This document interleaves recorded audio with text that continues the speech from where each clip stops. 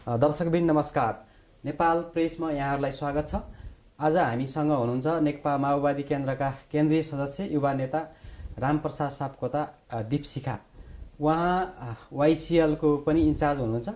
हामी अहिलेको समसामयिक राजनीतिमा केन्द्रित रहेर उहाँसँग कुराकानी गर्न गइरहेका छौँ। तपाईँलाई स्वागत छ। हजुर, धन्यवाद। म हालै तपाईँले अलिकति 2टा स्टेटस लेख्नु भएको रहेछ होइन? हजुर। त्यसलाई चाहिँ अलिकति पढेर त्यही मार्फत चाहिँ अलिकति संवाद सुरु गर्न चाहेँ होइन? हजुर। तपाईँले चाहिँ एउटा लेख्नु भएको छ, यो गठबन्धन सहायक पक्ष हो, सकेसम्म चुनावसम्म लैजानुपर्छ, तर गठबन्धनकै भर पर्नु हुँदैन। हामी माओवादीले हाम्रै जमिनमा आफ्नै खुट्टाको तागतमा उभिनुपर्छ भनेर एउटा लेख्नु भएको छ होइन? अर्को चाहिँ मैले पुरै पढेन, थोरै अगाडिको भाग मात्रै पढेँ। हामी माओवादीहरूको एकाग्रता अब क्रान्तिकारी पार्टी निर्माणमा हुनुपर्छ, सन्निकट हुने अन्य पार्टीहरूसँगको प्रतिस्पर्धामा अब्बल हुन विकेन्द्रीकृत हुने छुट छैन भनेर लेख्नु भएको छ होइन? यसको तात्पर्य चाहिँ के हो? योबाट कुराकानी सुरु गरौँ। खास गरी चाहिँ नेकपा माओवादी केन्द्रले महाधिवेशन मार्फत नयाँ पार्टी निर्माण गर्ने जो सङ्कल्प गर्यो त्यसमा केन्द्रित रहेका 2वटा स्ट्याटसहरू हुन्। नम्बर 1 कुरा, गठबन्धनको बुई चढेर मात्रै हामी हाम्रो लक्ष्यमा पुग्न सक्दैनौँ।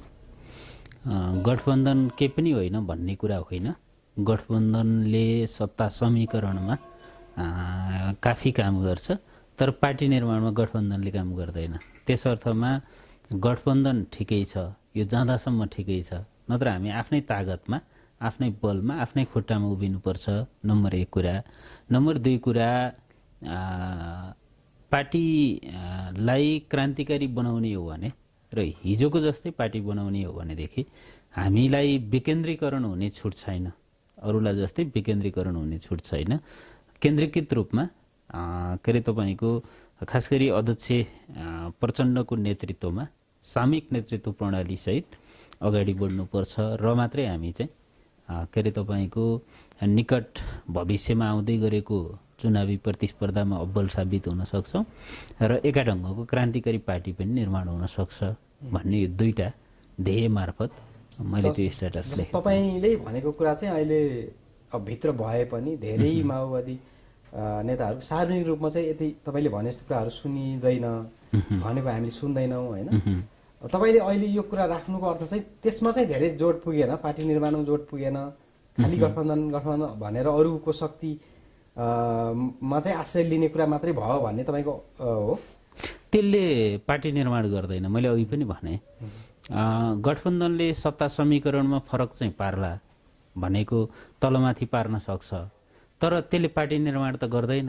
किनभने त्यहाँ आफ्नै बल, आफ्नै के अरे तपाईँको शक्ति त आर्जन हुँदैन। त्यसमा सामूहिक शक्ति एका ढङ्गले निर्माण हुन्छ, तर आफ्नै शक्ति बन्दैन। त्यस अर्थमा नेकपा माओवादी केन्द्रको पछिल्लो पार्टी सदस्य सङ्ख्या का हिसाबले पनि नेकपा माओवादी केन्द्रमा जो के अरे आशा लाग्दो गरी पार्टी निर्माण हुने प्रक्रिया सुरु भएको छ, ध्यान त्यही केन्द्रित गर्नुपर्छ। यो सत्ता गठबन्धनका छिनाछपटी अथवा खेलमा बढी लाग्नु हुँदैन भन्ने नै हो तात्पर्य। जस्तो सर्वोच्चले चाहिँ तत्कालीन नेकपा विघटन गर्ने र उसको माओवादी र एमाले पुनर्स्थापित गरेपछि प्रचण्डले चाहिँ अलिकति केही सभाहरूमा, केही गाउँहरूमा गएर भन्नुभएको थियो, अब चाहिँ हामीले आफ्नै धरातल, आफ्नै भूमिमा टेक्नुपर्छ भनेर भन्नुभएको थियो। त्यसको केही पछिसम्म चाहिँ त्यस्तो कुराहरू सुनिन्थे होइन? त्यो स्पिरिटमा चाहिँ यो महाधिवेशनमा उहाँले कुरा राख्नुभयो कि भएन? त्यो राख्नु खास गरी दस्तावेज पनि त्यसैमा केन्द्रित छ। हाम्रो के अरे तपाईँको महाधिवेशनमा मूलभूत रूपमा नेपालको राजनीतिक दलहरू, खास गरी ठुला पार्टीहरू, नेकपा एमाले, नेपाली काङ्ग्रेस र माओवादीले गरेका महाधिवेशन को तपाईँले तुलनात्मक रूपमा भिन्नता खोज्नुहुन्छ भनेदेखि अलि पोलिटिकल कार्यदिशा, राजनीति, विचारमाथि छलफल भएको चाहिँ नेकपा माओवादी केन्द्रकै महाधिवेशन हो। अरू 2वटा पार्टीहरूका महाधिवेशनमा खास गरी नेतृत्व परिवर्तन अथवा नेतृत्व निर्माणका विषयमा छलफल भएको देखिन्छ। तर हामीले चाहिँ पोलिटिकल छलफल गऱ्यौँ, राजनीतिक छलफल गऱ्यौँ, विचारको छलफल गऱ्यौँ, हामीले कार्यदिशाको छलफल गऱ्यौँ, हामीले हाम्रो समीक्षा पनि गऱ्यौँ, निर्मम ढङ्गले समीक्षा गरेका छौँ। त्यो समीक्षाबाट निस्केको निचोड र हामीले अपनाउने कार्यनीतिका आधारमा नै मैले पार्टी निर्माणमा जोड गर्नुपर्छ भनेर भनेको नम्बर 1 कुरा। नम्बर 2 कुरा, म अहिले पनि बाहिर के सुन्छु भन्दाखेरि नेकपा माओवादी केन्द्र चुनाव भयो भने नेकपा माओवादी केन्द्रको उपस्थिति चाहिँ संसदमा उपस्थिति चाहिँ एकदम झिनो हुन्छ, सकिन्छ, टर्च बाल्नुपर्छ, गुगलमा खोज्नुपर्छ आदि इत्यादि के अरे टिका टिप्पणीहरू पनि आइराखेका छन्। म तपाईँको यो सञ्चार माध्यम मार्फत के भनौँ भनेदेखि चाहिँ नेकपा माओवादी केन्द्र सकिँदैन। हामी पहिलो हुनका लागि प्रतिस्पर्धा गर्छौँ, हाम्रो लास्ट स्टेज भने सेकेन्ड हुने हो। त्यसैले तपाईँ पार्टी सदस्य सङ्ख्याकै हिसाबले कुरा गर्नुहुन्छ भने पनि नेपाली काङ्ग्रेससँग एराउन्ड 10 देखि 10 लाख हाराहारीको, नेकपा एमालेसँग 8 लाख हाराहारीको, नेकपा माओवादी केन्द्रसँग 8 लाख हाराहारीको पार्टी सदस्यता सङ्ख्या हो। त्यसो गर्दाखेरि मैले अलिक पहिलादेखि भन्दै आएको विषय चाहिँ के हो भन्दाखेरि चाहिँ कि आम मानिसहरूले भनेको मान्नुपर्छ, आम मानिसहरूले जे कुरा गर्छन् अथवा जे भन्छन् त्यो मान्नुपर्छ, कि चाहिँ तपाईँले आम मानिसहरूलाई तपाईँको लाइनमा हिँडाउन सक्नुपर्छ। नेकपा माओवादी केन्द्रको समस्या पछिल्लो समयमा के हो भने त्यही मैले भन्दैछु। नेकपा माओवादी केन्द्रको समस्या के हो पछिल्ला वर्षहरूमा के हो भन्दाखेरि चाहिँ त्यो आम मानिसले भनेको पनि मानिहालेन, बुझ्नु भएन कि आफ्ना कुरा बुझाउन पनि सकेन। भने कि मैले तपाईँलाई कुरा बुझाउन सक्नु पर्यो र मेरो लाइनमा लिएर आउनु पर्यो, मैले भनेको विषयमा तपाईँलाई सहमत गराउनु पर्यो कि तपाईँ सहमत हुन जानु पर्यो। यो दुईटा प्रक्रिया बिना त अरू त उपाय छैन नि। भनेको माओवादी जनसमुदायमा जाने, मैले त्यही भने शब्द के प्रयोग गर्ने, हामी चाहिँ कता अलिक बिच भागमा, बुझ्नु भएन कि माथि पनि छैनौँ तल पनि छैनौँ जस्तो नेकपा माओवादी केन्द्र चाहिँ। मुलुक माओवादी केन्द्रको एजेन्डामा छ, मुलुक त माओवादी केन्द्रको एजेन्डामा छ।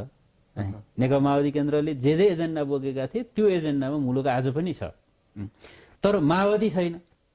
त्यसो भइसके पछाडि कि एजेन्डै नभएको थियो भनेदेखि माओवादीको पराजय हो भनेर भन्न सकिन्थ्यो।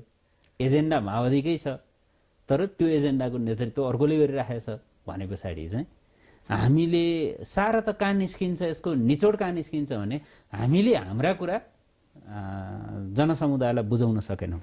जस्तो 64मा चाहिँ माओवादी सबैभन्दा ठुलो दल थियो होइन, 70मा आएर कमजोर भयो, त्यसपछि 74मा पनि गठबन्धन गर्नुभयो, तर माओवादीको मात्रै शक्ति हेर्दा चाहिँ त्यति बढेको छैन, कमजोरै भएको छ। त्यहाँदेखि यहाँसम्म चाहिँ माओवादी स्खलित हुनुमा कमजोर हुँदै जानुको चाहिँ अहिले निर्मम आत्मसमीक्षा हुनुपर्ने होइन र त त्यसरी भएको त देखिँदैन। नै समीक्षा भयो, हामीले महाधिवेशनमा निर्मम ढङ्गले समीक्षा गऱ्यौँ, हाम्रो नेतृत्वको कहाँ समस्या भयो भनेर समीक्षा गऱ्यौँ, हामीले हाम्रो पार्टी पङ्क्तिको कहाँ समस्या भयो भनेर समीक्षा गऱ्यौँ, हामीले निर्ममतापूर्वक समीक्षा गरेका छौँ, पहिलो कुरा। दोस्रो कुरा, तपाईँको पछिल्लो गठबन्धन भनेको यो अगाडिको गठबन्धनबाट हामी जुन चुनावमा गएका थियौँ, अहिले के सुनिँदैछ बाहिर भनेदेखि चाहिँ यदि तात्कालीन एमालेसँग गठबन्धन थिएन भने माओवादी पराजित हुन्थ्यो, माओवादी सिद्धिन्थ्यो भनेर हामी जे सुन्दैछौँ नि, यो चाहिँ दुवैतिर लागू हुने कुरा। यदि माओवादीसँग गठबन्धन भएको थिएन भनेदेखि माओवादीसँगै चुनावमा गएको थिएन भनेदेखि एमालेको पोजिसन के हुन्थ्यो त? तपाईँको पछिल्ला सिटहरूको क्यालकुलेसन हेर्नुहुन्छ भने करिब 35 देखि 40 सिट चाहिँ 4-5 हजारको डिफ्रेन्सेसमा मात्रै जितिएको सिटहरू छ। त्यो सिट कहाँ जान्थ्यो त यदि गठबन्धन थिएन भनेदेखि? हामीले त लिनै कम लिएका थियौँ भनेको, हामीले गठबन्धन मार्फत हाम्रा उम्मेदवारहरू नै कम थिए। त्यसरी हेर्दाखेरि हाम्रो खास गरी यो जुन विश्लेषण अहिले मार्केटमा छ नि, राजनीतिक मार्केटमा जे विश्लेषण छ, यो विश्लेषण गर्ने खास गरी निकाय नै छैन। स्वतन्त्र विश्लेषण गर्ने निकाय हुन्छ नि, त्यो नै छैन। त्यो कुनै न कुनै पार्टीसँग छ, कुनै पार्टी ओरिएन्टेसनमा त्यसले विश्लेषण गरिराखेको छ। हेर्नु होला, म तपाईँको सञ्चार माध्यम मार्फत भनौँ, सबभन्दा खस्कँदो अवस्थामा अब आउने इलेक्सनमा नेकपा एमाले हो। खस्कँदो अवस्थामा पुग्नु, खस्किएको भेट्ने तपाईँले नेकपा एमाले हो। अर्को कुरा मैले अघि पनि भने तपाईँलाई, हामीले नेकपा माओवादी केन्द्रले हाम्रा कुरा जनसमुदायमा लग्न सकेनौँ। त्यो विषयमा म अलिक पछि आउँछु होइन। तपाईँले अलिकति 74को गठबन्धनको कुरा यहाँ ल्याउनु भयो, त्यसमा अलिकति थोरै समीक्षात्मक कुरा गरौँ। जस्तो 74को गठबन्धन भएर चाहिँ सापेक्षिक रूपमा हेर्दाखेरि चाहिँ माओवादीलाई चाहिँ के भयो, लाभ भयो कि हानि भयो कि तपाईँको मूल्याङ्कन चाहिँ के छ? होइन, खास गरी यसरी सोच्ने भन्दा नि विषय कसरी सोच्नुपर्छ जस्तो लाग्छ मलाई भन्दाखेरि चाहिँ गठबन्धनको ध्येय के थियो भन्दा त्यो पार्टी एकीकरण थियो, नेपालको कम्युनिस्ट आन्दोलनलाई मूल प्रवाहमा लैजाने उद्देश्यमा अभिप्रेरित थियो। त्यसरी हेर्दाखेरि मूल रूपमा त यो त सकारात्मक थियो अथवा यो ठिक थियो। त्यो परिणाम त अर्कोतिर गयो भनेको त्यो एकीकरण चाहिँ सम्पन्न हुन सकेन है। माओवादीलाई समानुपातिकतर्फ माओवादीलाई घाटा लाग्यो है, भने आफ्नो मतको रक्षा हुन सकेन। प्रत्यक्षतर्फ हेर्ने हो भनेदेखि माओवादीलाई ठिकै भयो। यसको ट्याक्कै तपाईँले विश्लेषण खोज्दा चाहिँ, किनभने प्रत्यक्षतर्फ केही सिट के अरे तपाईँको अलि सुविधाजनक ढङ्गले जितियो। समानुपातिकतर्फ हाम्रो मत के अरे तपाईँको माइनस भयो। जस्तो तपाईँको 3 लाख हाराहारीमा मत माइनस भएको छ। 13 तपाईँहरूले पाउनुभयो अघिल्लो भन्दा, त्यहाँ हाम्रो उम्मेदवारै भएन है, झन्डै 16 लाख हाराहारीको थियो हाम्रो मत। तपाईँ यसलाई त्यही भएर म के भन्छु भन्दाखेरि चाहिँ 15 लाख मत भनेको फर्स्ट हुने हाम्रो पार्टीको अथवा हाम्रो मुलुकको फर्स्ट हुने पार्टीको मत कति हो? 30 लाख हाराहारी। अनि तपाईँको थर्ड हुने पार्टीको मत कति हो? 15 लाख हाराहारीको मत हो। भने पछाडि यो मत जोको होइन, मानिसहरू बजारमा जे विश्लेषण गरिरहेका छन् नि त। हामी एकपटक फर्केर जनसमुदायका बिचमा जाने हो भने धेरै टाढा जानु पर्दैन। मेरो आफ्नो बुझाइमा त धेरै टाढा जानु पर्दैन।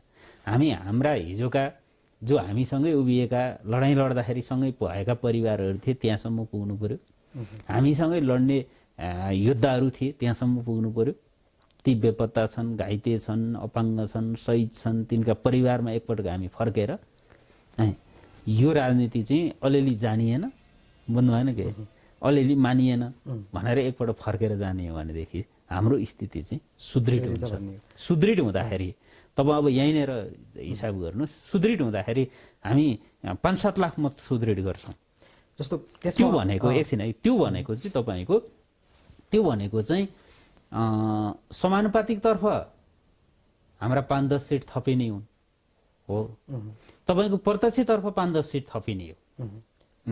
त्यसो हुँदा चाहिँ त्रिपक्षीय भिडन्त हुने हो नेपालको राजनीति। त्यो भनेको एक्लै जाँदा कि गठबन्धन बनाएर जाँदा? होइन, गठबन्धन त हेर्नु होला तपाईँले, यो अहिले अलि बढी के अरे तपाईँको यो भुइँको विश्लेषण छैन, यो चाहिँ अलि बढी के अरे तपाईँको कोरा टाइपको विश्लेषण छ।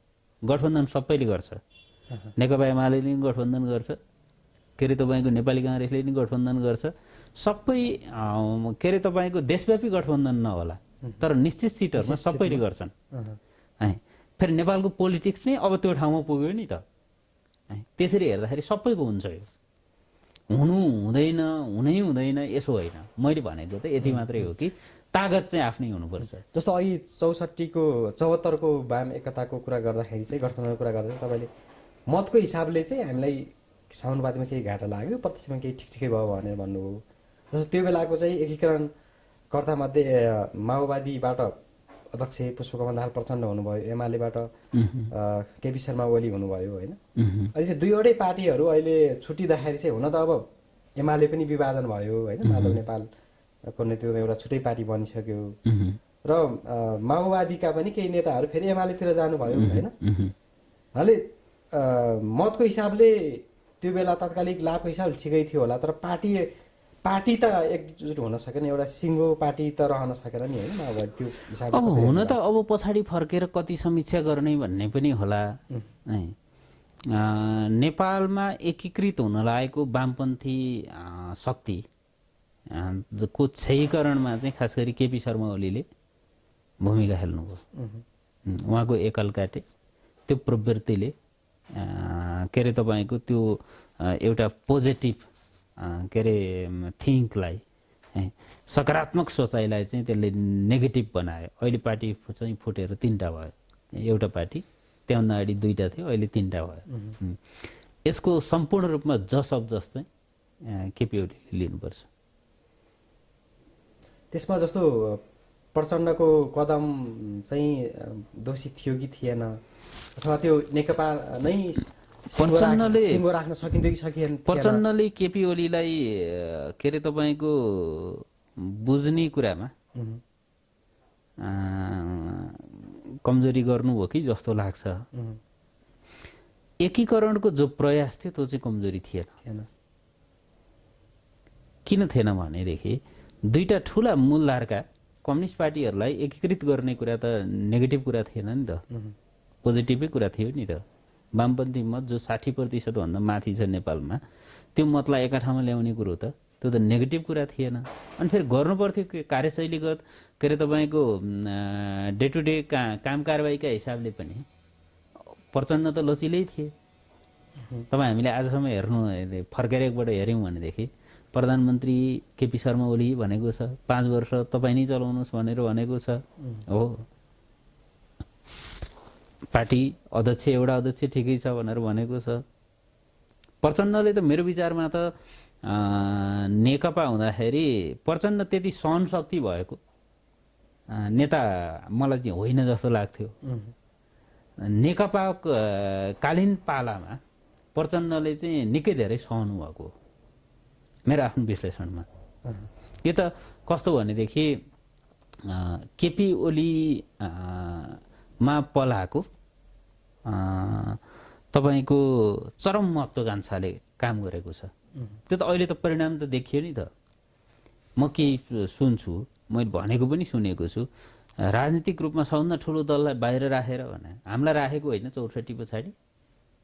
हामी सबभन्दा ठुलो थियौँ नि त, नेकपा माओवादी तत्कालीन माओवादी सबभन्दा ठुलो पार्टी प्रतिपक्षमा बसेको होइन र हामी। सत्ता समीकरण फरक कुरा हो। उहाँले गर्न सक्नु भएन त, आफ्नै पार्टीलाई एकीकृत गराउन सक्नु भएन हो। त्यसको परिणाम के भयो भनेदेखि के अरे तपाईँको सङ्घीय सरकार गयो, प्रादेशिक सरकारहरू 6वटा थिए, ती सबै गए। अब राष्ट्रिय सभा के अरे करिब करिब एमाले निल हुने स्थितिमा आइपुग्यो। जस्तो यो नेकपाको यो समीक्षा त एमाले जनले गर्नुपर्छ, एमालेका साथीहरूले गर्नुपर्छ। जस्तो नेकपाको अन्तरसङ्घर्षमा चाहिँ प्रचण्डले चाहिँ नेतृत्व गर्नुभयो। माधव नेपाल, झलनाथ खनाल लगायतका पूर्व पहिलेका एमालेका नेताहरूको आधा हिस्सा जतिको साथ लिएर उहाँले सङ्घर्ष गर्नुभयो है। तर त्यो सङ्घर्ष चाहिँ उत्कर्षमा पुग्ने बेलामा चाहिँ प्रचण्डसँगै उहाँहरू जस्तो माधव नेपाल, झलनाथ खनाल र अरू 10 भाइ भनिएका नेताहरू पनि साथमा रहन सकेनन् कि। त्यो सङ्घर्ष चाहिँ उहाँहरूको साथ लिएर सङ्घर्ष जुन गरियो त्यो चाहिँ उपलब्धिमूलक हुन सकेन, अथवा उहाँलाई त्यो रूपमा चाहिँ विश्वास गरिनु उचित हुन्थ्यो कि हुँदैन थियो? होइन नै, तपाईँको कमरेड केपी ओलीले नेतृत्व गर्न नसकिसके पछाडि अन्तर्विरोधहरूको पार्टी जीवनमा परेका अन्तर्विरोध आइपरेका अन्तर्विरोधहरूको सत्तामा आइपरेका अन्तर्विरोधहरूको हल गर्न नसकिसके पछाडि पहिलो कुरो केपी ओलीले इमान्दारितापूर्वक छोडिदिनु पर्थ्यो। किनभने उहाँ अल्पमत हुनुहुन्थ्यो, संसदमा अल्पमत हुनुहुन्थ्यो, सत्तामा अल्पमत हुनुहुन्थ्यो, पार्टीमा अल्पमत हुनुहुन्थ्यो। उहाँको बहिर्गमन चाहिँ त्यति बेलाको पार्टीले चाहन्थ्यो। तर उहाँले सत्तालाई प्रयोग गरेर अल्पमतलाई उहाँले बहुमत बनाउन खोज्नुभयो। त्यसको परिणाम के भयो भन्दाखेरि 3 टुक्रा भयो नेकपा। सँगै बस्न भोलि पनि हेरौँ, फेरि पनि एकीकरणका प्रयासहरू सुरु हुनेछन्। फेरि पनि एकीकरणमा हामी जानै पर्छ, एकताबद्ध गराउनुपर्छ। यो प्रक्रियामा फेरि समय आउला, त्यति बेला हामी के अरे तपाईँको निष्कर्षमा केपी ओली एमालेमा रहँदै कि त्यो नरहेको अवस्था? नै, मैले केपी ओली मात्रै भनिनँ। जस्तो तपाईँको समाजवादीको कुरा गर्नुहोस्, नेकपा एसको कुरा गर्नुहोस्, के अरे माओवादी केन्द्रको कुरा गर्नुहोस्, नेकपा एमालेको कुरा गर्नुहोस्, त्यहाँको 10 भाइका कुरा गर्नुहोस्, तिनका विलखबन्धका कुरा गर्नुहोस्। त्यसरी हेर्दाखेरि त यो त एकीकरण प्रक्रियामा जाने नै देखिन्छ। त्यतै जाने तयारी स्वरूप भइरहेका कामहरू हुने। नेगेटिभ या पोजिटिभ बुझ्नुभयो नि कि केपी ओलीको असहिष्णुताले सिर्जना गरेको नेकपा एमाले भित्रको कुरा गर्नुहोस् तपाईँ। मैले अलिकति थोरै तपाईँ धेरै टाढा जानै पर्दैन, तपाईँ धेरै टाढा जानु पर्दैन। मेरो आफ्नो बुझाइमा यो रेकर्डेडै रहन्छ, सायद बजिरहला, आउँदो चुनावसम्म पुग्दाखेरि नेकपा एमालेमा निकै ठुलो धक्का जान्छ। नेकपा एमाले चुनावको कारणले, परिणामका कारणले पनि जान्छ, परिणाम अगाडि पनि जान्छ, चुनावका कारणले पनि जान्छ। किनभने केपी ओली प्रवृत्तिले पार्टी चल्दैन, गुट चाहिँ चल्छ, बुझ्नुभयो नि के। अर्काले बनाइदिएको पार्टीभित्र गुटहरू चाहिँ चल्न सक्छन्। चलेन भन्ने कुरो त छर्लङ्ग भयो नि त। केपी ओलीले 4 वर्ष सरकार चलाएको होइन, 4 वर्ष पार्टी चलाएको होइन, यत्रो सबभन्दा ठुलो पार्टी चलाएको होइन, जहाँ राष्ट्रपति, उपराष्ट्रपति, सभामुख, उपसभामुख, 6वटा प्रादेशिक सरकारको नेतृत्व के थिएन नेकपासँग। चाहे दिन संविधान चेन्ज हुन्थ्यो। उहाँले त त्यसलाई नेतृत्व गर्नु भएन, त्यसलाई विघटन, डिस्ट्रोय गरिदिनु भयो नि त। त्यसरी हेर्दाखेरि एमाले डिस्ट्रोयमा जाने हो। मैले थोरै अलिकति यो चाहिँ डेट एक्सपायर भयो। केपी ओलीको विचार छैन। तपाईँले विचार केही देख्नु भएको छ? साथीहरूले मदन भण्डारीका जबजका कुरा गर्छन्। जबजको कार्यक्रम आजको कार्यक्रम हो। जबज त कार्यक्रम हो, त्यो आजको कार्यक्रम होइन।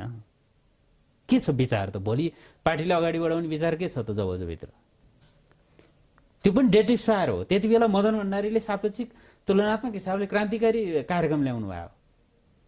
त्यसको क्रियान्वयनको अवधि त सकियो नि त। अब तपाईँ जबज भनेर तपाईँ के गर्नुहुन्छ त्यसलाई? भने विचार छैन, इमान्दारिता छैन, न्यूनतम के अरे तपाईँको आत्मीयता छैन।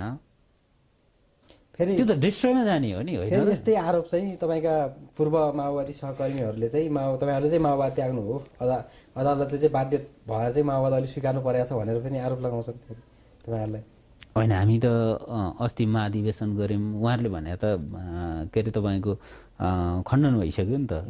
महाधिवेशन गऱ्यौँ हामीले के अरे तपाईँको हाम्रो विचार तय गरेका छौँ, हाम्रो राजनीतिक कार्यदिशा तय गरेका छौँ, हामीले लड्नुपर्ने अन्तर्विरोधकारी शक्तिहरूलाई तय गरेका छौँ। हामी त कहाँबाट बोलेका छौँ र? नेतृत्वको बारेमा पनि अरू पार्टीहरूमा जस्तो हामी कहाँ लफडा छैन। त्यसरी हेर्दाखेरि मैले भनेको तपाईँलाई कहाँनिर हो भन्दाखेरि चाहिँ यो प्रवृत्ति, जे प्रवृत्ति मौलायो नि पछिल्ला 5 वर्ष, यो चाहिँ डिस्ट्रोयमा जाने हो, सकिने हो। अब चाहिँ जस्तो यो चुनावी लाभको लागि गठबन्धन गर्ने एउटा कुरा भयो, तर माओवादी चाहिँ अब आफ्नै तरिकाले चाहिँ कसरी अगाडि बढ्छ? माओवादी चाहिँ कसरी अगाडि बढ्छ त एउटा शक्तिको रूपमा? मैले अघि नै भने, यसले सङ्गठनात्मक हिसाबले हाम्रो पार्टी अहिले देशकै सबभन्दा सिस्टमेटिक पार्टी हो। त्यो चाहिँ कसरी? तपाईँले अहिले गुगल गर्नु हो भने नेकपा माओवादी केन्द्रका सदस्यहरू भेटाउनुहुन्छ। सानेपा या तपाईँको धुम्मराईमा फाइल खोज्नु जानु पर्दैन। प्रविधिको हिसाबले चाहिँ होइन, प्रविधि भने सङ्गठन पनि हो। भने हामीले त्यसलाई सबभन्दा व्यवस्थित गऱ्यौँ। सबैभन्दा अव्यवस्थित भनिएको पार्टी सबभन्दा व्यवस्थित भयो। तपाईँ सदस्य सङ्ख्याका कुरा, गुणस्तरको कुरा गर्नुहुन्छ भनेदेखि सबभन्दा सानो, सबभन्दा चुस्ता हाम्रो कमिटी हो। तपाईँको कुरालाई त मान्नुहुन्छ नि। दोस्रो कुरा, तेस्रो कुरा, संविधान त हामीले संविधानको मोडालिटी, संघीयता हामीले लागू गरेका छौँ। हामीले जिल्ला खारेज गऱ्यौँ। स्थानीय तहहरू, प्रादेशिक सरकार, खास गरी 3वटा निकाय, जसलाई हामीले स्वायत्तता प्रदान गऱ्यौँ सङ्गठनात्मक हिसाबले। वैचारिक राजनीतिक हिसाबले हामी स्पष्ट छौँ अब कहाँ जाने हो भन्ने बारेमा। कार्यशैलीका हिसाबले हामीमा कार्यशैलीगत समस्याहरू थिए भनेर हामीले समीक्षा गरेका छौँ। त्यो सुधार्न चाहिँ वेट एन्ड सी, पर्खेर हेर्नुपर्छ।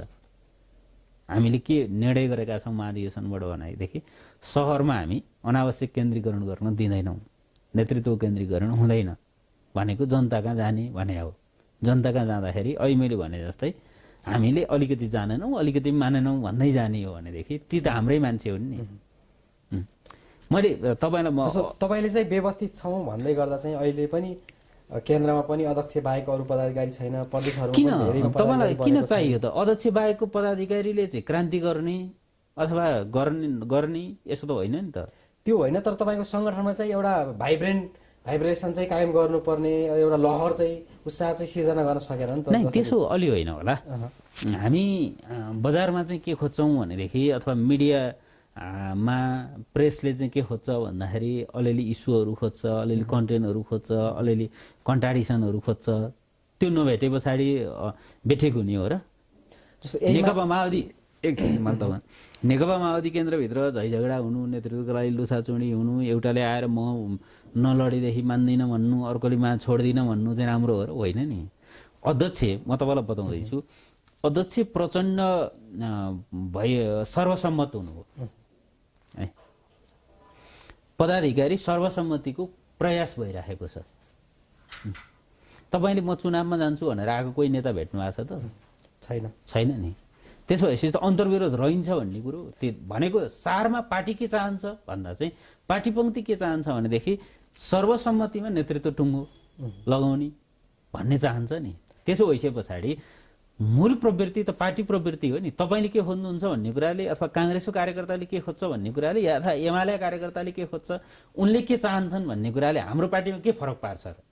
तपाईँले यसो भन्दै गर्दा पनि जस्तो अझै पनि केन्द्रीय समितिले पूर्णता पाएको छैन होइन। पायो। अर्को चाहिँ जस्तो तपाईँ चाहिँ समेटिनु भयो, तपाईँ जस्तो केही युवा समेटिनु, तर तपाईँ जस्तै युवाहरू धेरै चाहिँ युवाहरू जो केन्द्रीय सदस्य बन्न लायक कसले भनेको? कसले भनेको? सबभन्दा एकछिन नै तपाईँ म व्यक्तिमा नजानु, सबभन्दा समावेशी पार्टी नेकपा माओवादी केन्द्र हो। तपाईँ यो कुरालाई मान्नुहुन्छ? विधान चाहिँ त्यसरी बनाउनु भएको छ होइन? किन तपाईँले बजाउनु भयो? होइन, केन्द्रीय समितिले चाहिँ पूर्णता पाएपछि हेर्न सकिन्छ कसरी भएको नै होइन। तपाईँ अहिले यो बताइदिनुहोस् कि अहिले बनेको हामीसँग भएको केन्द्रीय समितिमा तपाईँ यो पिक्चर देख्नुहुन्छ कि हुन्न? कि तपाईँ झुटो आफैसँग बोल्दै हुनुहुन्छ भने फरक कुरा भयो। होइन, मैले असमावेशी भनिनँ कि छुट्नु भएको, सबभन्दा समावेशी। हामी कहाँ दलित यो देशमा कसैसँग छैन 15%, हामीसँग छ। यो देशमा युवा 20% कसैसँग छैन, तर हामीसँग छ प्रत्येक कमिटीमा। यो देशमा महिलाको 35% कसैसँग छैन, तर हामीसँग छ। अब समावेशितामा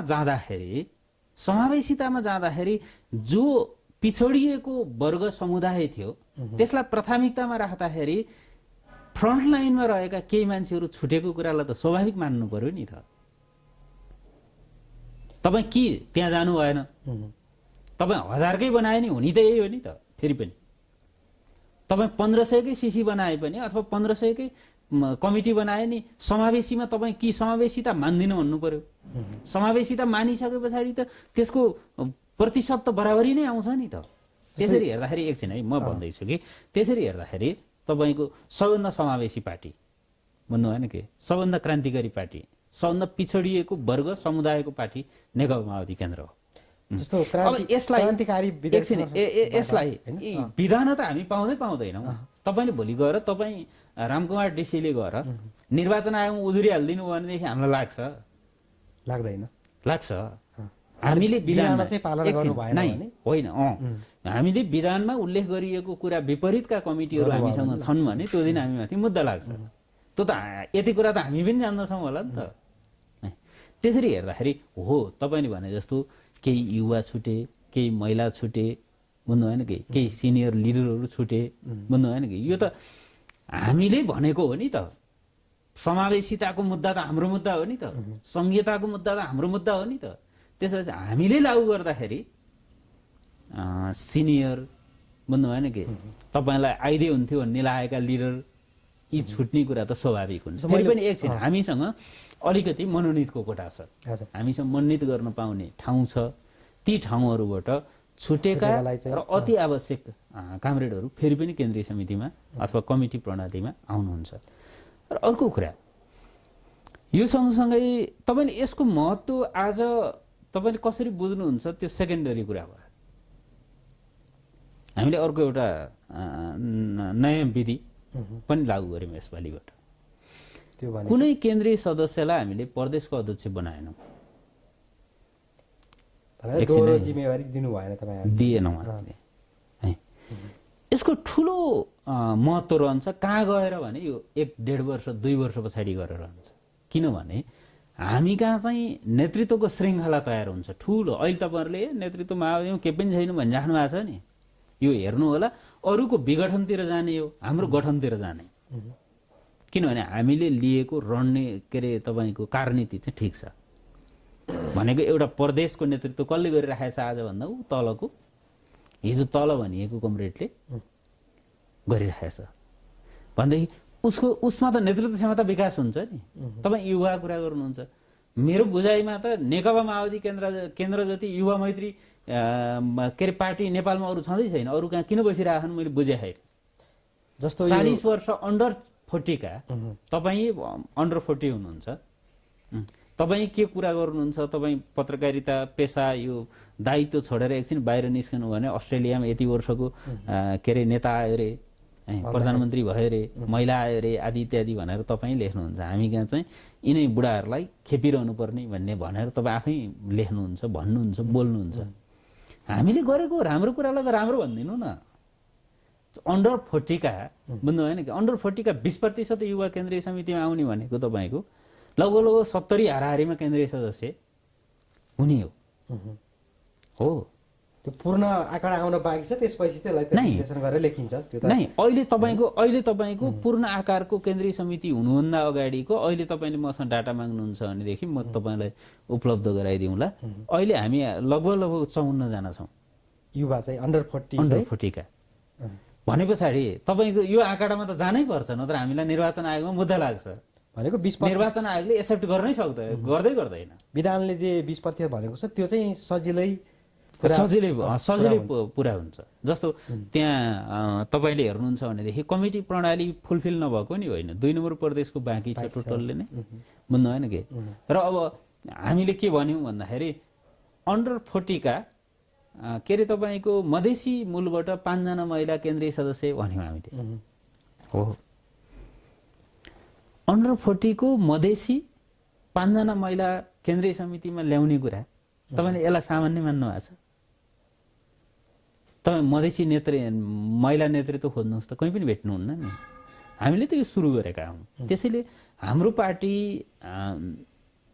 ले महाधिवेशनबाट सङ्गठनात्मक हिसाबले, राजनीतिक हिसाबले र मुलुकलाई केही दिनुपर्छ भन्ने उद्देश्यले जे अपनाएको छ यो नै हामी जनताका लिएर जान्छौँ। अब 27 गते चाहिँ केन्द्रीय समितिको बैठक डाकिएको छ होइन। यो पदाधिकारी निर्वाचन पनि एउटा एजेन्डा भनेको छ त्यसमा। अब यो पदाधिकारी चाहिँ सहजै मिल्छ कि चुनावै हुन्छ कि के हुन्छ, कसरी मिल्छ जस्तो लाग्छ तपाईँलाई? अहिलेसम्मको नेताहरूको के अरे तपाईँको आकाङ्क्षीहरूको विषयहरू सुन्दा बुझ्दा चाहिँ सहमति हुनुपर्छ भन्ने छ। इलेक्सन भन्दा पनि सहमति विधिबाटै जानुपर्छ। अहिलेको नेकपा माओवादी केन्द्रको तात्कालीन अभिभारा चाहिँ सहमति हो भन्ने छ। त्यो महासचिवमा चाहिँ धेरै अलि दाबीदार आइरहेछ, त्यहाँ चाहिँ अलिक अप्ठ्यारो हुने देखिन्छ, त्यो पनि मिल्छ भन्ने लाग्छ तपाईँलाई? अहिले मूलत महासचिवमै हो भनेको अलिक बढी आकाङ्क्षी नेता कमरेडहरू मलाई मिल्छ जस्तो लाग्छ। मलाई सहमतिमै यो हल हुन्छ। यो निर्वाचनको विधिले चाहिँ पार्टीमा गुटहरू सिर्जना गर्छन् है एउटा। अर्को तपाईँ मलाई पर्सनल्ली कुरा गर्नुहुन्छ भनेदेखि म चाहिँ नेकपा एमाले नेपाली काङ्ग्रेसले अपनाउने निर्वाचन पद्धति छ म चाहिँ सहमत छैन। मैले यसो भन्दा अलिअलि मैले यो तपाईँहरूको सामाजिक सञ्जालबाट गाली खाउँला, म त्यो निर्वाचन प्रणालीसँग सहमत छैन। अर्को म सहमति भन्दै गर्दाखेरि जबरजस्त माथिबाट छानिने टिके प्रथासँग नि म सहमत छैन। तपाईँ पर्सनल्ली कुरा गर्नुहुन्छ भन्दै र मलाई नि थाहा छैन यसको हल के हो भनेको अलमलमा हुनुहुन्छ। यो विधि खोज्ने कुरामा चाहिँ नेतृत्व निर्वाचन विधि खोज्ने कुरामा बरु तपाईँहरूले पनि सहयोग गर्नु पर्यो। इलेक्टेड विधि हुँदाखेरि हुने हानिले जित्ने, बलशालीले जित्ने, पार्टीभित्र पनि कसले जित्छ अब चुनाव भन्दाखेरि एउटा इमान्दार कामरेडले जित्नुपर्ने ठाउँमा चुनाव कसले जित्ने हो भन्दाखेरि सबैलाई भन्नु खोजे होइन है मैले। अलिअलि बलशाली पैसा अलिअलि भएको हैन, फटाइ गर्ने, अलिअलि पैसो भएको, काठमाडौँ अथवा सम्मेलन केन्द्रहरू जहाँ जहाँ छन् त्यहाँ अलिअलि होटलमा बास राखिदिन सक्ने यस्तो मान्छेले चुनाव जित्ने भयो। तपाईँ यो प्रणालीबाट जाँदा तपाईँले पार्टीलाई ध्वंस बनाउनुहुन्छ। अनि अर्कोतिर हेर्दाखेरि तपाईँको सहमति विधि भनेर मनोनित गरिने तरिकाबाट जाँदा पनि पार्टी निर्माण नहुने भयो हैन। नेतालाई खुस्लाए मान्छे पर्न सक्ने, नेता कार्यकर्तालाई खुस्लाए मान्छे नपर्ने।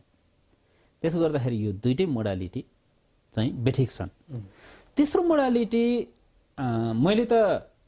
मैले वाइसिएलको अध्यक्ष छोड्दै गर्दाखेरि एउटा मोडालिटी प्रस्तुत गरेर छोडेको छु, प्रस्ताव गरेर छोडेको छु।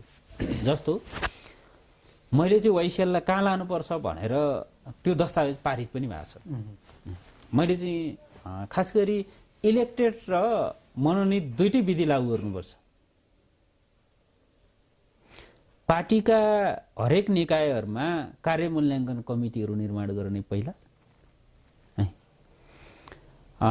त्यसको मतभार फरक फरक मतभारहरू कायम गर्ने, प्रत्यक्ष इलेक्सनको मतभार बनाउने, कार्य मूल्याङ्कन कमिटीले दिने नम्बरिङको मतभार बनाउने, अनुशासन के अरे तपाईँको आयोगहरू के अरे तपाईँको अडिट के अरे लेखा आयोगहरू हुन्छन् तिनीहरूले दिने मतभार बनाउने, तिनीहरूले दिने नम्बरिङको मतभार बनाउने र इन टोटलमा जसको मत धेरै आउँछ उसलाई इलेक्टेड गर्ने। त्यसलाई चाहिँ विधानमा संस्थागत गर्ने तपाईले त्यही त होइन, त्यही त मैले भन्दैछु।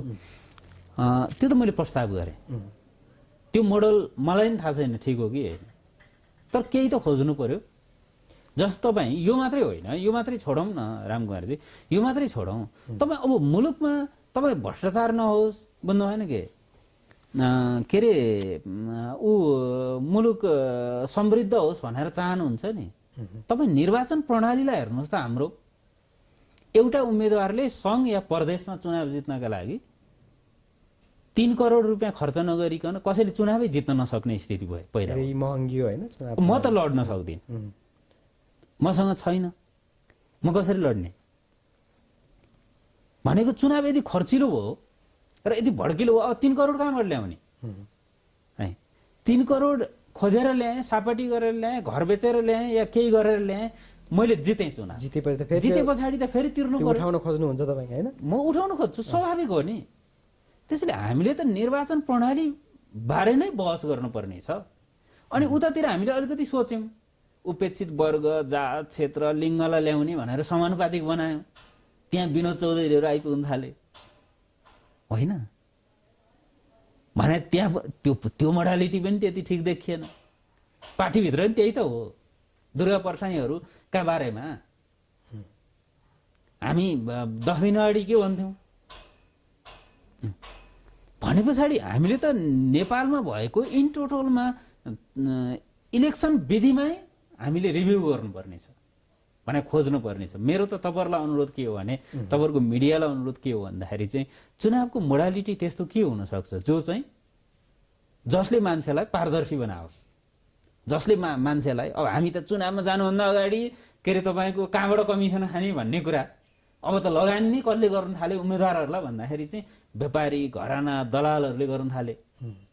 हो तपाईँमाथि म उम्मेदवार हुँदैछु भने पछाडि म भोलि गृहमन्त्री बन्छु या म भोलि के अरे तपाईँको परराष्ट्र मन्त्री बन्छु भने पछाडि या म भोलि श्रम मन्त्री बन्छु भने पछाडि कुनै न कुनै स्वार्थ लिने स्वार्थ समूहहरूले म माथि लगानी गर्छ। अब मैले त्यो लगानीको प्रतिफल त दिनु पर्यो, होइन भने म यो पोलिटिक्समा नटिक्ने भएँ। त्यसो भइसके पछाडि इलेक्सन विधिमाथि नै मिडिया हाउसहरूले क्याम्पेनिङ गर्नुपर्छ कि? मलाई त अझ मेरो अनुरोध त तपाईँलाई त्यो छ, हामीले कुन निर्वाचन प्रणाली अपनाउने? पार्टीभित्र त छोडिदिनुहोस्, पार्टीभित्र बुझ्नु भएन के आफ्ना पार्टीमा पार्टी पङ्क्तिले जे भन्छ त्यसै गरी गए हुन्छ। नेकपा माओवादी केन्द्रभित्र पनि त्यही हो। केन्द्रीय समितिले निर्वाचन भन्छ, निर्वाचनमा जाने बुझ्नु भएन के काङ्ग्रेसले गर्यो भनेर हामीले गर्नुपर्छ भन्ने छ र छैन नि। केन्द्रीय समितिले पदाधिकारी अहिले नबनाउने भनिदिन सक्छ, नबनाउनेतिर जान सक्छ। अध्यक्ष प्रचण्ड सिङ्गल नेतृत्वमा जनयुद्ध लडेर यहाँसम्म आएन, फेरि लड्नु हुँदैन भन्ने होइन। तर नेतृत्व विकास भएन भन्ने छ नि त त्यो तरिकाले चाहिँ। अब प्रचण्ड पछिको चाहिँ को हो त भन्ने कुरा छ, उठिरहेछ होइन? छन् नि त, हामी कहाँ त प्रशस्तै नेता छन् त, अरू कहाँ जस्तै हामी कहाँ पनि छन्। प्रचण्ड जतिको त्यसो भने ओलीपछि को त? त्यसो भने ओलीपछि को त? मलाई बताइदिनु नि त। त्यसो भने शेरबहादुर देउवापछि को त? मलाई बताइदिनु नि त। अरू पार्टीभन्दा तुलनामा अलिकति नेतृत्वको विकास चाहिँ कम भएको होइन? कम्युनिस्ट पार्टीहरू यो त सुधारिएका कम्युनिस्ट पार्टीहरू हुन्। नेतृत्वको बारेमा नेतृत्व केन्द्रीकृत नेतृत्व प्रणाली हो कम्युनिस्ट पार्टीमा, विकेन्द्रीकृत होइन भने शक्तिशाली कम्युनिस्ट पार्टीको नेतृत्व हो। तपाईँ चीनको कुरा गर्नुहोस्, तपाईँ कम्युनिस्टहरूको मूल्यमान नेताको कुरा गर्दाखेरि त हामी त फ्लेक्जिबल हौँ। त्यसैले नेतृत्वको विकास त अर्को श्रृङ्खला तयार भएको छ, आएको छ। स्थायी समिति छ हामीसँग, के अरे तपाईँको पोलिटी ब्युरो छ, केन्द्रीय समिति छ। मैले अहिले भने जस्तै ऊ तलको के अरे ऊ कामरेड अहिले प्रदेशको नेता हुन आउनुभएको छ, अथवा माथिको झरेर तल गएर नेता हुन आएको छ। त्यसैले यसले त नेतृत्व निर्माण गर्ने नै हो। जस्तो तपाईँ वाइसिएलको इन्चार्ज अर्को कुरा यो चाहिँ कस्तो कुरा पनि हो भन्दाखेरि म तपाईँलाई भन्छु, यो चाहिँ कस्तो कुरा पनि हो भन्दाखेरि सङ्घीयतालाई मानिसहरूले अहिले अपव्याख्या गरिरहेको पनि म सुन्छु। यो सङ्घीयता र यो नेतृत्व प्रणालीको कुरा उस्तै हो माओवादीले अहिले अप्नाएको। सङ्घीयता भारी भयो आदि इत्यादि भने सङ्घीयताले संरचना पनि त निर्माण गरेको छ नि त। सङ्घीयताले विकेन्द्रीकृत विकास समृद्धिलाई पनि त नेतृत्व गरेको छ नि त। त्यसै गरी यसको परिणाम कहिले आउँछ भन्दाखेरि चाहिँ अहिले हामी सिंहदरबारमा गयौँ भने राणाकालीन दरबार देख्छौँ नि। यसको 10 वर्ष पछाडिको यसको लगानी इन्भेस्ट आज गरेको लगानी हेर्नुहोस् त। यसले त परिणाम अथवा प्रतिफल त 10 वर्ष पछाडि दिन सुरु गर्छ नि। एउटा स्वास्थ्य चौकी, एउटा गाउँपालिका भवन, त्यहाँ जाने बाटो, त्यसले संरचना गर्ने, त्यसले खडा गर्ने संरचनाहरू, यसले 10 वर्ष पछाडि काम गर्न थाल्यो। आज महँगो पर्यो।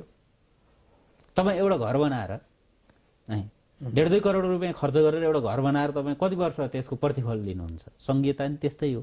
त्यसैले हामीले माओवादीले अहिले नेतृत्व निर्माणको तरिका जे अप्नाएका छौँ, यसपालिबाट अहिलेको विधानले जे तय गरेको छ, यसको परिणाम चाहिँ 2 वर्ष 4 वर्ष पछाडि गएर देखा पर्छ। तपाईँ वाइसिएलको चाहिँ इन्चार्ज पनि भएको कारणले गर्दाखेरि यो परिवर्तित सन्दर्भमा चाहिँ अब कस्तो वाइसिएल हुनुपर्छ, कस्तो वाइसिएल बन्छ?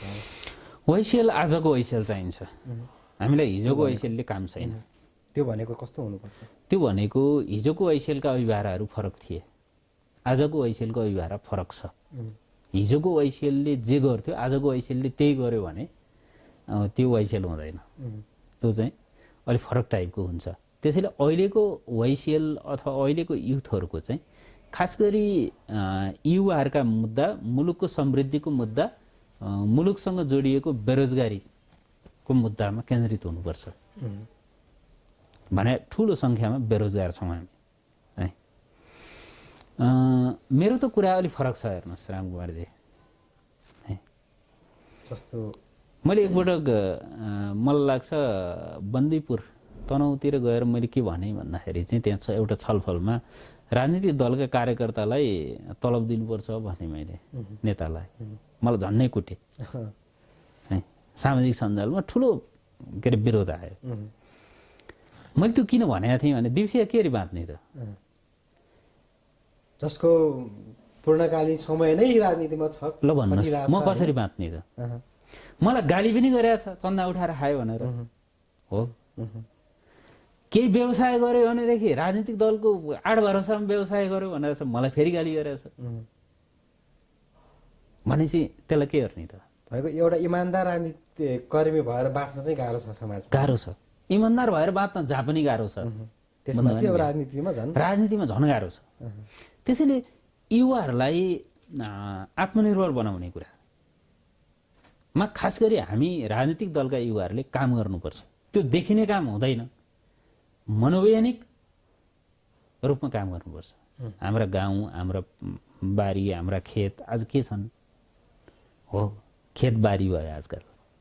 तपाईँ गाउँ कहाँ पर्छ मलाई थाहा छैन, खेतबारी भयो, बारी खरबारी भयो, खरबारी झाडी हो। युवा कहाँ छ? बाहिर छ या सहरमा छ है। आमा बाउ कहाँ छन्? गाउँमा छन्।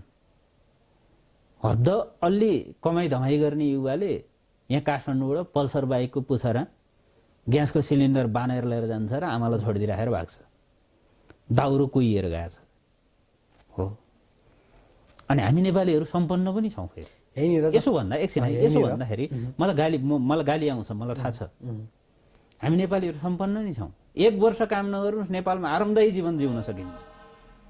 तर तपाईँ त्यही कुरा 3 महिना अमेरिका गएर काम नगर्नुहोस् त, तपाईँ 3 महिना युरोप गएर काम नगर्नुहोस् त, तपाईँ बाँच्न सक्नुहुन्न। हामी कहाँ फुपू कहाँ गयो 1 महिना बस्यो, 5000 रुपियाँ खर्च छैन भन्नु थापेर हिँड्यो, मामा कहाँ गयो त्यसै गर्यो, दिदी कहाँ गयो त्यसै गर्यो, भाइ कहाँ गयो त्यसै गर्यो, चलेको छ। भनेको श्रम चाहिँ हामीले गरिरहेको छैन, उत्पादनमूलक श्रम छैन। त्यसैले हामी अब श्रमतिर फर्कनुपर्छ। जस्तो मैले यहाँनिर जोड्न चाहेको माओवादी अनि बेरोजगारी तपाईँ मलाई भनिदिनुहोस्, नेपालमा अहिले टेक्निकल क्षेत्रमा तपाईँले कोही मान्छे पाउनुहुन्छ, खोजेको मान्छे? प्राविधिक क्षेत्रमा पाउनुहुन्न। मैले सुनेको, मलाई थाहा छैन, फेरि ठ्याक्कै डिटेल मसँग रिपोर्ट छैन। यति बेला नेपालमा एक्टिभ 400-500 मिडिया हाउसहरू छन्, सानातिना अनलाइन गरेर। सबैलाई मान्छे चाहिएको छ, सबैलाई पत्रकार चाहिएको छ, सबैलाई डेस्क हेर्ने के अरे तपाईँको एडिटर चाहिएको छ, मल्टिमिडिया हेर्ने टेक्निसियन चाहिएको छ, तर मान्छे पाइएको छैन। भनेको कन्ट्राडिक्सन के आइरहेको छ मुलुकमा भनेदेखि चाहिँ रोजगारले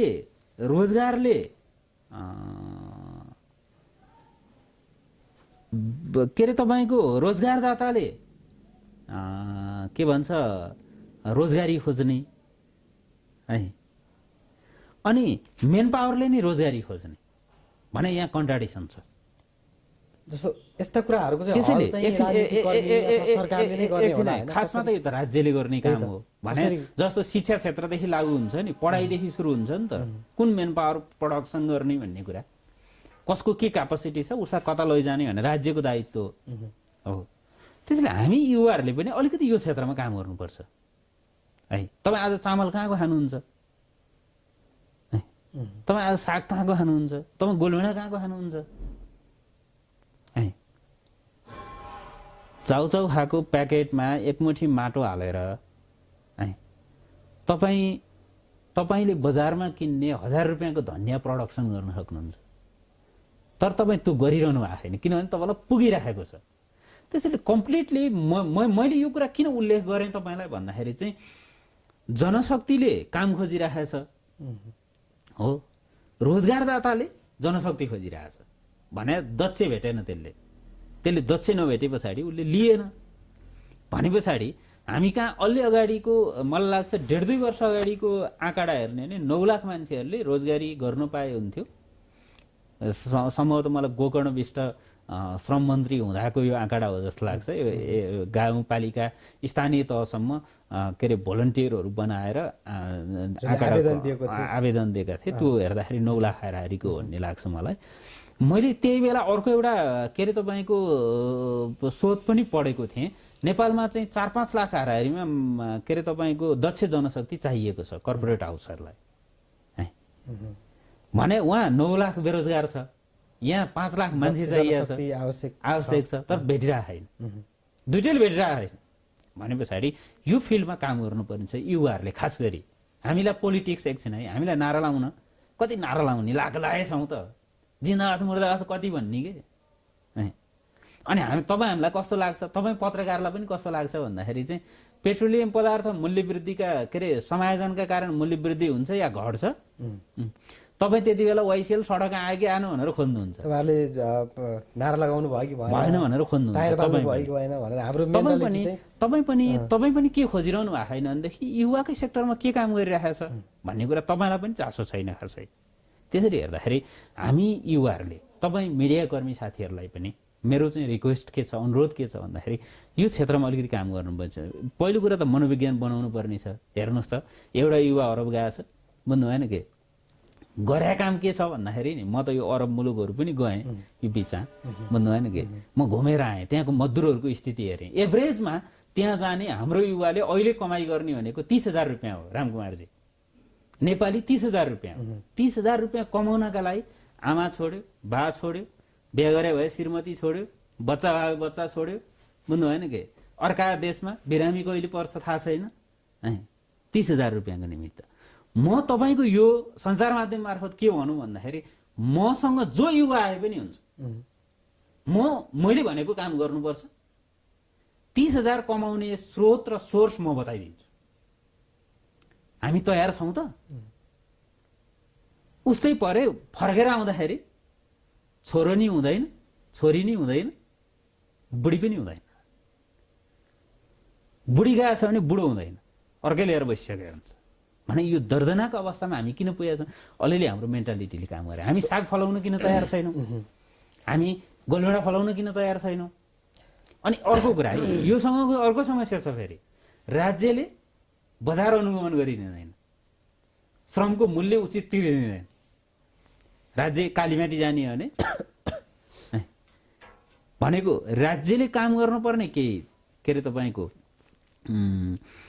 कामहरू छन् जो चाहिँ राज्यलाई एउटा युवाले के ठान्नु पर्यो भने मेरो हो भनेर ठान्नु पर्यो। सरकारलाई यो मेरो सरकार हो, मेरो पक्षमा छ, मलाई ठग्दैन, मलाई लुट्दैन, बुझ्नु भएन के, मेरा बारेमा राज्य गम्भीर छ भन्ने कुरा एउटा युवाले ठान्नु पर्यो। राज्यले त्यो विश्वास दिलाउनु पर्यो र युवा अथवा हाम्रो मनोविज्ञानहरूमाथि पनि हामीले काम गर्नुपर्छ। जस्तो यसमा चाहिँ पहल लिने, नेतृत्व गर्ने त मूलतः तपाईँहरूले राजनीति गर्ने मान्छेले नै हो।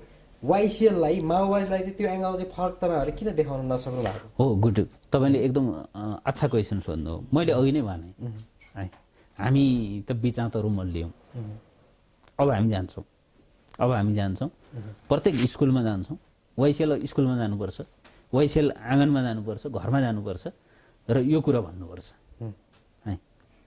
पहिलो कुरो त मान्छेको मनोविज्ञान बदल्ने हो नि त। तपाईँ राजनीतिमा लाग्नुहोस्, नलाग्नुहोस्, माओवादीलाई ठिक भने भन्नुहोस्, बेठिक भने भन्नुहोस्, तर हामीले आजको रियालिटी, आजको फ्याक्टमा कुरा गर्ने कि नगर्ने। मैले वाइसिएलले मात्रै भने, नेपालका युवा सङ्गठनहरूले यो क्षेत्रमा काम गर्ने कि नगर्ने, विद्यार्थी सङ्गठनहरूले यो क्षेत्रमा काम गर्ने कि नगर्ने। नगर्ने भने त मुलुक बन्दैन बाबा। तपाईँ हामी गाली गर्ने होइनौँ। 300 कति दिन हुन्छ अरे एक वर्षमा? 365 दिन, 364 दिन हामी नेतालाई गाली गर्ने हो। 65 दिन एक दिन गएर त्यसैलाई भोट हालेर फर्कने हो नि त हाम्रो मनोविज्ञान। हामी जे कुराको चाहिँ आलोचना गर्छौँ तर त्यही कुरालाई नि गरेर आउँछौँ फेरि, होइन? हो, 364 दिन गाली गर्ने हो। 65औँ दिनमा गएर भोट हालेर फर्केर जसलाई गाली गरेको थियो त्यसैलाई भोट हालेर फर्कने। तपाईँ देउवा कहिले हारेर देख्नुभयो? थाहा छ तपाईँलाई? तपाईँले नेपालको मूल राजनीतिक नेता हारेर देख्नु भएको छ? कोइन्सिडेन्टली कहिलेकाहीँ झुकिएर हामीले भ्रष्ट करार गरेको, अदालतले भ्रष्ट करार गरेको, के अरे तपाईँको अख्तियारले भ्रष्ट करार गरेका मान्छेहरू किन भटाभट जित्छन्? भनेको हामीमा दोहोरो चरित्र छ, त्यसमा युवाहरू पनि त्यो चरित्रले चाहिँ लिप्त छ। यस, होइन? हामी जेलबाट भ्रष्टाचारी थुनिएका के अरे तपाईँको मान्छेलाई जेलबाट के अरे तपाईँको फर्केर आदैन, बाटा ट्याक्सी नपाउनु पर्ने हो नि, होइन? हामी 80 केजीको माला बनाएर लिन जाने हामी होइनौँ। त्यसैले नेपालको आम मनोविज्ञानमाथि काम गर्नुपर्छ, हाम्रा सोच्ने तरिकाहरूमाथि काम गर्नुपर्छ भन्ने मेरो चाहिँ आफ्नो अलिक फरक स्टाइलको बुझाइ छ रामकुमारजी। जस्तो अन्तिममा यो क्षेत्रमा हामीले काम गर्नुपर्छ। यो अहिले बोल्दा त यो के अरे ऊ दाजुभाइको जस्तो हुने भयो कि, के अरे पृथ्वी गोलो छ, पृथ्वी गोलो छ भन्दा पत्याएन नि मान्छेहरूले।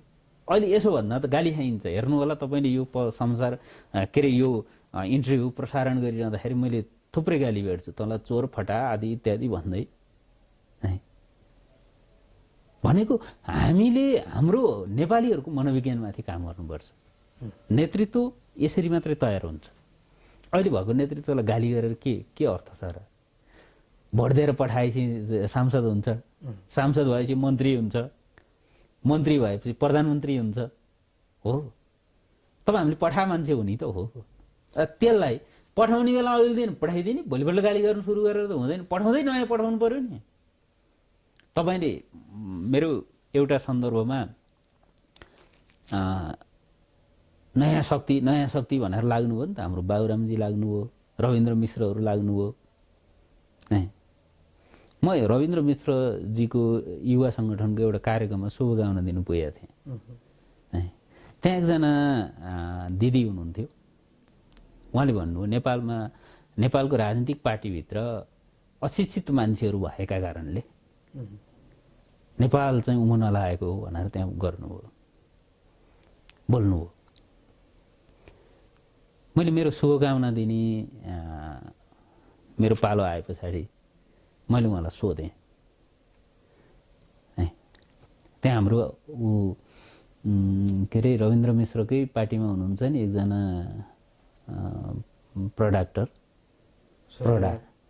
सूर्यराज आचार्य, पहिले हुनुहुन्थ्यो, अहिले चाहिँ हुनुहुन्न। अहिले हुनुहुन्न, उहाँ पनि हुनुहुन्थ्यो, मोहरामजीहरू पनि हुनुहुन्थ्यो। मैले भने ल ठिक छ, तपाईँको कुरासँग म सहमत भएँ। नेपालको राजनीति चाहिँ अशिक्षितहरूको हातमा पुगेर बिग्रेको हो। त्यसो भने रविन्द्रजी मलाई एउटा कुरा बताइदिनुहोस्, म अगाडि हुनुहुन्थ्यो, मलाई एउटा कुरा बताइदिनुहोस्, नेपालको सबभन्दा शिक्षित क्षेत्र कहाँ हो? काठमाडौँको 1 नम्बर। मैले सोधेँ 1 नम्बरमा तपाईँ किन हार्नु हो? तपाईँ पनि शिक्षित, त्यो 1 नम्बर नै शिक्षित हो, तपाईँ हारे किन?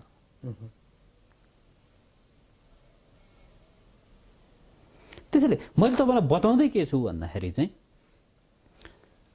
समाज, पहिलो कुरो घर, घरभित्रको परिवारबाट समाज बन्छ, समाजले प्रोडक्सन गर्ने नेता, पत्रकार, व्यवसायी, यो समाजले प्रोडक्सन गरिरहेको हो। एउटा घरले पहिला त्यसलाई के अरे तपाईँको रोप्छ, बिउ रोप्छ।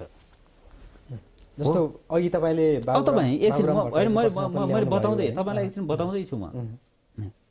घरले रोपेको बिउ समाजले फलाइ गर्छ, त्यो विभिन्न सेक्टरमा जान्छ।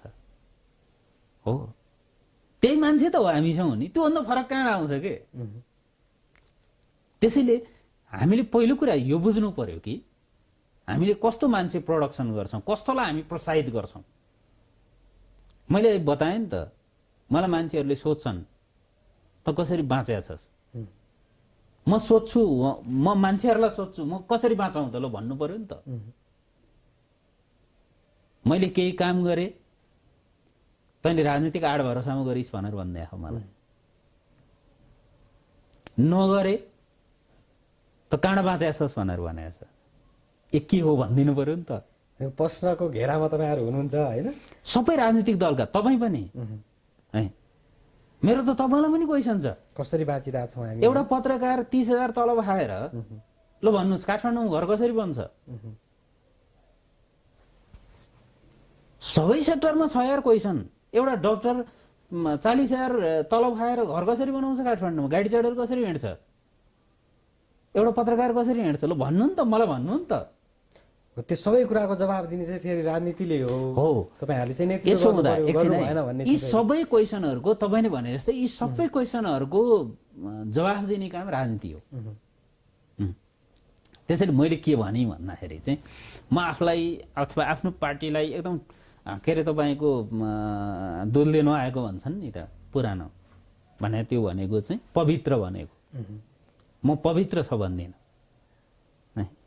तर दायित्वहरू हामी सबैका छन्, त्यो दायित्व आफूले पनि निर्वाह गर्नुपर्छ भन्ने मत चाहिँ म राख्छु। हुन्छ, समय दिनुभयो यहाँलाई धेरै धेरै धन्यवाद। हजुर, थ्याङ्क यू। दशाबिन आज हामीसँग संवादमा हुनुहुन्थ्यो नेकपा माओवादी केन्द्रका केन्द्रीय सदस्य वाइसिएलका इन्चार्ज रामप्रसाद सापकोटा दीप्सिका।